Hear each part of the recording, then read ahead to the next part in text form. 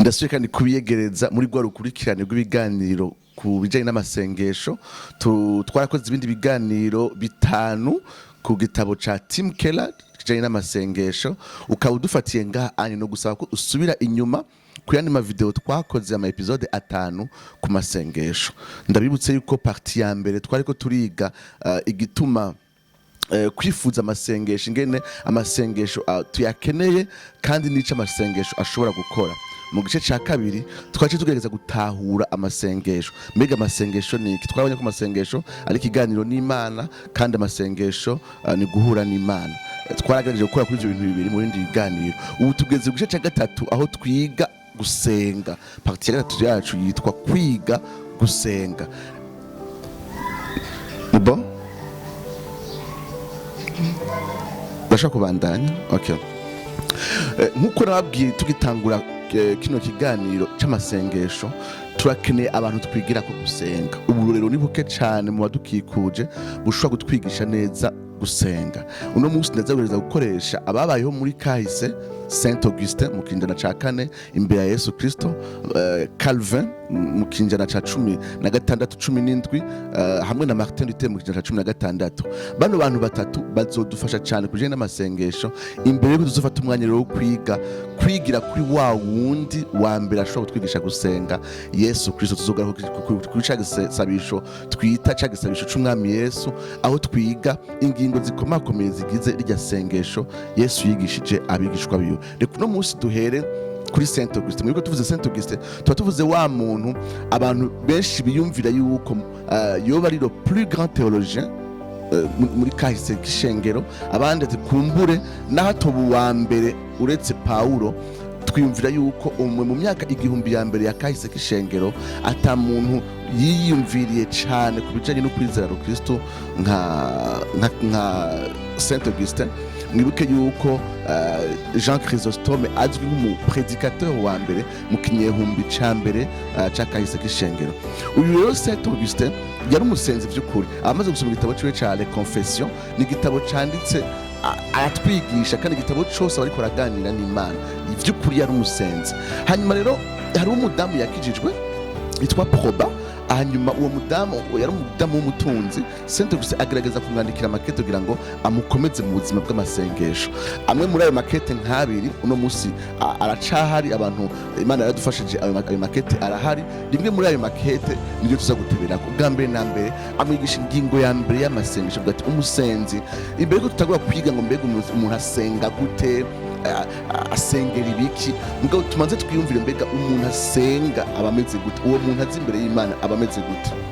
Avuga ati ingingo ya mbere ukwiye kumva ko uri umugorwa. Ingingo ya mbere ni kuza imbere y'Imana uri umugorwa. Ni ikintu gikomeye cyane, ni imyifato St.Augustin asaba yuko ibanziriza ikindi kintu cyose. Yavuze ngo tukwiye kuza imbere y'Imana turi abagorwa. Abariko bavuga ngo tukwiye kuza twumva ata vyizigiro dufise muri twebwe, ivyizigiro vyacu byonyine bihagaze muri Kristo. Araza kutwereka yuko hamwe Imana atoba ariyo ya mbere mu buzima bwacu, atari ya mbere ikunzwe mu buzima bwacu, ko ibindi bintu vyose atagaciro bifise. Atubwira ngo tuze imbere y'Imana dufise iyo nyifato yo kumva turabagorwa, hamwe twoba dukunda ikindi kintu atari Imana, kandi twaba turondera urukiza ahandi hantu atari muri Kristo Yesu. Avuga ati ingingo ya kabiri nusenga usabe ubuhigwe nyakuri. Avuga ati ingingo ya mbere nutahure kuri umugorwa, ingingo ya kabiri nusabe ubuhigwe nyakuri. Acavuga ubwo buhigwe nyakuri mu kuturungika muri Zaburi 27:4, aho Dawidi avuga ati ikinco kintu kimwe namye nifuza ubuzima bwanje bwose, nuko nja mu rusengero nkitegereza ubwiza bw'Uhoraho ibihe byose. Avuga ati iyo tumaze gusaba Imana yuko itondeka itondeka ivya mbere bikaba ivya mbere, ivya nyuma bikaba ivya nyuma, Imana ikaba iya mbere ikunzwe, tuca turondera ubuhigwe nyakuri. Ubwo buhigwe nyakuri ni gukunda Imana hejuru y'ikindi kintu cyose. Imana ikaduhereza iyo ngabire yo kuyifuza no kuyikunda hejuru y'ibindi bintu byose.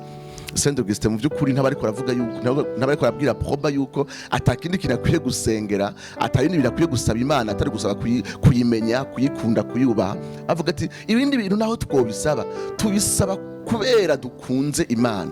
Avuga ati natwebwe ubwacu dukwiye kwikunda kubw'Imana, dukwiye gukunda bagenzi bacu kubw'Imana, ibindi bisigaye dusaba tubisaba kubw'Imana. Nk'akarero aca turungika kuri rya sengesho rya Aguri ahavuga ati mana ntumpereze ubutunzi hanyuma ngo nze ngera ahantu mvuga ati mbega mana uri iki kuri jewe uko mfise byose, kandi ntumpereze ubukene kugira ngo noye kuja kwiba ntukishe izina ryawe. Dusanga uwo mwami Aguri yari ko arasaba vya bindi nyene umushawi we ukeneye ngo ubandanye uhesha Imana icubahiro. Yanka ubutunzi bwotuma yumva yikwije, yanka ubukene bwotuma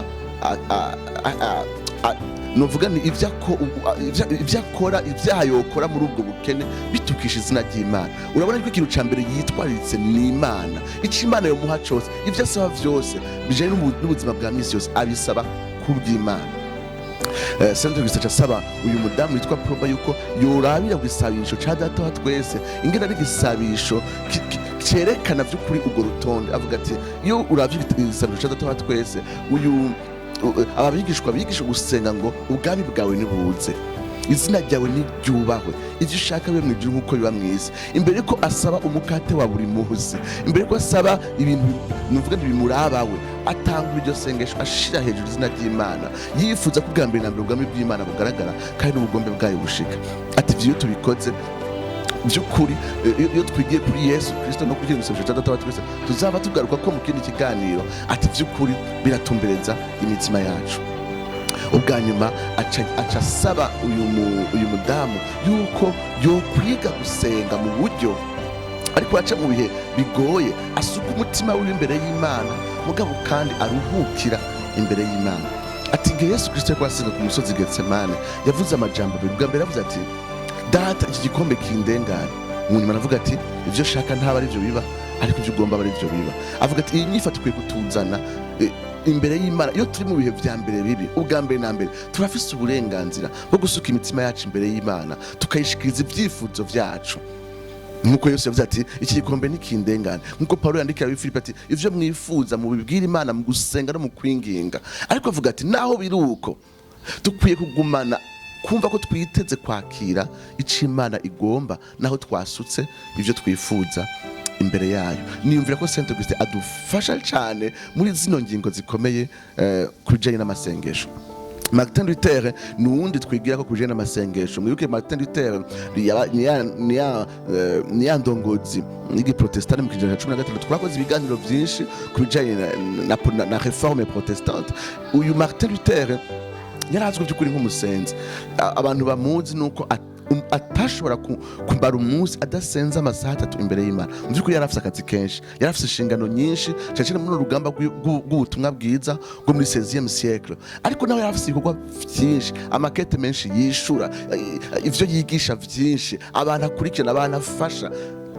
Yategeza kumara ku munsi amasaha 3 imbere y'Imana.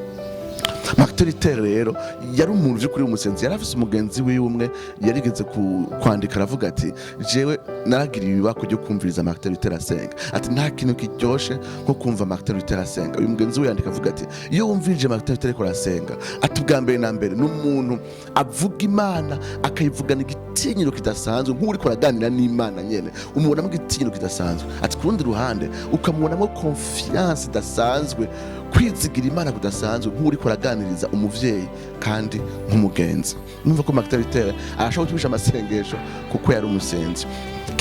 Kimwe mu vyo yanditse ni kete yandikiye umukwafere w'umuntu yamumwa, yariko arafasha mu buryo bw'imwemu, agerageza kumwigisha ingene yoshobora gusenga. Ubwa mbere na mbere yaramubwiye ati gusenga ni ikintu umuntu yimenyereza nk'umwimenyerezo, akagifata akagikora nk'itegeko. Ati kujya tuzi ngo ntukice, ntugasambane, ntukibe, hari n'itegeko ryo gusenga dukwiye kugikora n'igihe tutavyiyumvamo. Avuga ati umuntu akwiye guhera ngaho agashiraho umwanya wo gusenga. We adusaba ko twusenga ya myanya ya mbere yo mu gatondo n'imyanya ya nyuma yo mw'ijoro. Umuntu agira imyanya idasanzwe ashira imbere y'Imana adashobora guhindura naho hoze ikintu icyo aricyo cyose. Ubwa kabiri Martin Luther avuga ati mugabo naho biruko si byiza gusenga umuntu ibigumbagumba vyiwe by'ukuri bidashuhiye Imana.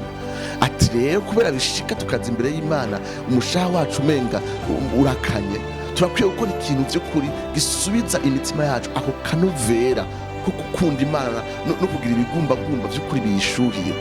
Aca dusaba yuko tugira umwimenyerezo wa meditation contemplation, avuga ati turakwiye gufata umwanya wo gusoma ijambo ry'Imana kugira ngo twongere bavuga ni imitima yacu n'ivyumviro vyacu bisure kandi vyuzure umuriro w'Imana. Aca agerageza kwigisha uyu mukwafere, uyu muyamumwa ingene vy'ukuri yo kwiga gusenga biciye ubwa mbere na mbere mu kurimbura, mu kuza ijambo ry'Imana. Hano tubibutse yuko iyo Martin Luther asaba kuza ijambo ry'Imana, asaba umukwafere kubera abayami vya bice vyo muri Bibiliya amenyereye. Kubera iki? Iyo umuntu ari kwaruza, ari kwaragira contemplation, ari kwagira meditation, kugisomwa adatahura insobanuro, ivyo yuza ntibiba ari vyo. Rero ni vyiza yuko mbere ko umuntu afata umwimenyerezo wo kurimbura no kuza, amanza akiga insobanuro y'uwo murongo wa Bibiliya. Aca atuheza rero intambuko zine zishobora kudufasha kurimbura ijambo ry'Imana. Ubwa mbere na mbere, mbega rino jambo ry'Imana rinyigisha iki? Ubwa kabiri, gushima icijyo jambo ry'Imana ryakwigisha ryaguhishuriye ku Mana canke kuri wewe. Ubwa gatatu, ni gusaba imbabazi aho utujuje ijambo ry'Imana risaba. Ubwa nyuma, ni kwinginga Imana uyisaba ngo iguheze gukora ivyo ijambo ry'Imana ryavuze. Mugabo adusaba ko turimbura twitonze. Nk'akarero, iyo umuntu kwasenga arasenga ryasengesho rya data wa twese, ati data wa twese, kano kajambo gusa data wa twese ni ikintu gikomeye. Umuntu ashobora karimbura akurikije zino ntambuko zine za Martin Luther, vy'ukuri agafashwa mu buryo budasanzwe. Ubwa mbere na mbere, data wa twese bisobanura yuko Imana itari yacu twenyene, ni Imana ihura natwe biciye muri communauté, biciye mu bandi. Iyo ni institution, ni ikintu twiga muri data wa twese. Ubwa kabiri, gushima Imana, gushimira Imana abo yagukikuje mu ishengero, mu bagenzi bagufasha kwimenya no kuyikunda no gushushanywa na Kristo. Ubwa gatatu, kwihana, kuvuga ati mbega Mana, abantu wandungikiye bankikuje mbega ndabumviriza, iyo bariko barampanura mbega ndumvira. Ubwa nyuma, vuga Imana mpereza abandi bagenzi benshi bamfasha mu gakiza, kandi umpereza umutima wumva kandi wumviriza iyo uri kuranganiza biciye mu bandi. Nk'akarero urumva ko hano gusaba igisabisho cya data wa twese twiga ibintu bidasanzwe. Nk'akarero Martin Luther arandikira umukwafere ngera kwiye kurimbura kuri cagezwe kiri muri Bibiliya ngo nduhoraho Imana yawe, ntukagire izindi mana umbangikanya. Ubwa mbere na mbere, instruction twiga iki? Nuko Imana itihanganira ikindi kintu cose kiza imbere yayo, bwa ubugorozi bwacu, igikorwa c'Imana, ivyo dutunze, abantu badukunda ingene bangana. Imana ikwiye kuba iya mbere. Ubwa gatatu, ca dushima iki? Ko Imana yemeye ko Imana yacu, uwo murongo uvuga ngo nduhoraho Imana yawe, niteka tutabereye ko Imana yitwa Imana yacu. Ubwa gatatu, kwihana, uca wihana ati mbega Mana, ni igiki nashize imbere yawe, ni igiki mpa agaciro gusumba wewe, Mana numbabarire. Hanyuma ubwa nyuma, gusaba, supplication, Mana ndagusavye umpe gukunda wewe no gushira umutima wanje kuri wewe gusa. Uko niko Martin Luther asaba yuko uyu mukwafere yimenyereza vy'ukuri, akoresheje novuga nti zino ntambuko zine, kurimbura no kuza yitonze.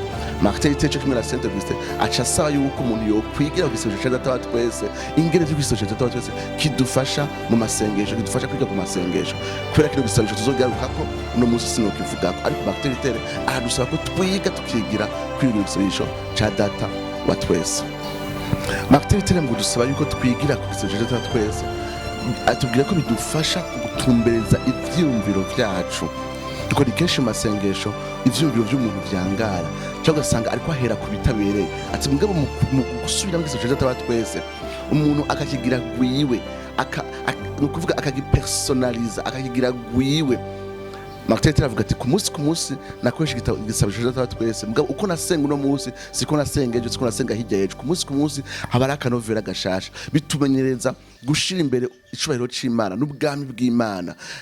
Hanyuma kwifuza kubona ubutumwa bwiza buhindura twebwe, buhindura abadukikuje. Ubona yuko mu kwimenyereza igisabisho cya data wa twese, umuntu akagisenga akigira gwiwe, karagitumbereza ku buzima bwiwe, ati biratumbereza ivyumviro vyacu hakiri kare mu masengesho. Martin Luther mu kurangiza adusaba ko tworeka mpemu yera, akatuganiriza mu gacerere, handi imishaha yacu amaze gutekana, tukumviza mpemu yera. Avuga ati mpemu yera akoreye kuri ca gisomwa twatangura kuzako, atuganiriza vyinshi, tukumva ijwi ryiwe mu gacerere ko mu mutima. Kandi avuga ati ivyo mpemu yatuganirije muri ako gacerere birahambaye gusumba ikindi kintu cose. Maternité ntabari kwatubwira ko ibintu byose vyiburutse imbere muri twebwe ama impression tugira indani muri twebwe abavuye ku Mana mugabo adusaba yuko twumviriza ko mpemu yera afatanije na rya jambo twariko turuza twumva ariko aratuganiriza mu buryo butomoye kandi butumbera bukora ku bisata bitandukanye by'ubuzima bwacu kumbure twashoboye guhusha kare dukwiye kumva mpemu yera akatwigisha akavugana natwe. Uko niko St.Augustin hamwe na Martin Luther batuje ku masengesho ubwa nyuma Calvin yaranditse ku masengesho vy'ukuri nawe nyine n'umuntu atwigisha amasengesho mu buryo budasanzwe. Calvin aduhereza yandi maregle atanu adufasha ko nkubuza kubibona muraza kuna ko bifitaniye isano cyane ivyo twavuze ubwa mbere. Calvin ubwa mbere na mbere adusaba yuko dukwiye kugira igitinyiro tuje mu masengesho. Regle ya mbere kugira igitinyiro imbere y'Imana avuga ati nta kintu kibi nko kuza imbere y'Imana umuntu atagitinyiro afise ko ni Imana ihambaye, ni Imana y'icubahiro, ni Imana idusumba.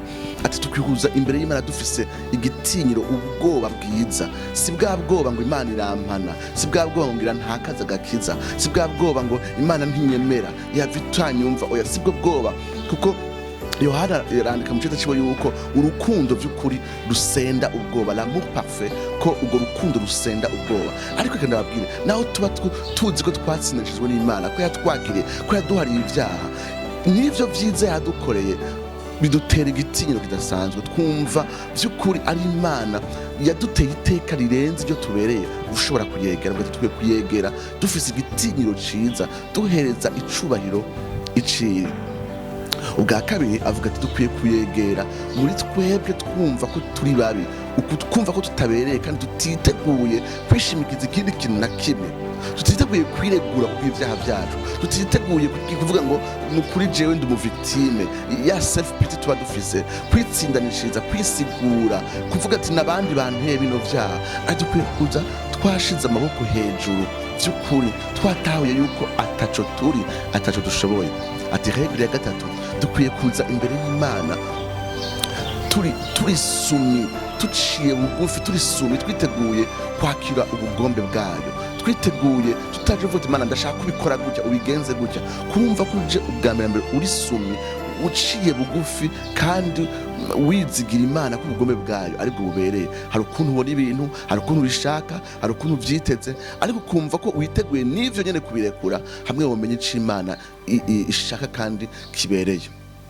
Ati ubwa kane ati bifatanye n'ico mvuze hejuru ca gatatu, naho tuzi imbere y'Imana duciye bugufi, twiteguye kwakira ubugombe bwayo, ntibitubuza gusenga, turaza imbere y'Imana tukayisaba, tukayinginga, kandi dufise ivyizigiro vy'uko yumva amasengesho yacu. Ni yindi yatubwira ngo ntibuhagwa kubera mudasaba, ni Yesu wundi yatubwira ngo nimusabe muzoronka, nimudodore muzokugurirwa. Ati tuza dufise ivyizigiro. Ndashaka gusoma passage imwe yiwe yo kuri page 101 gusha kuri 102 avuga ati though cast down and overcome by true humility, we should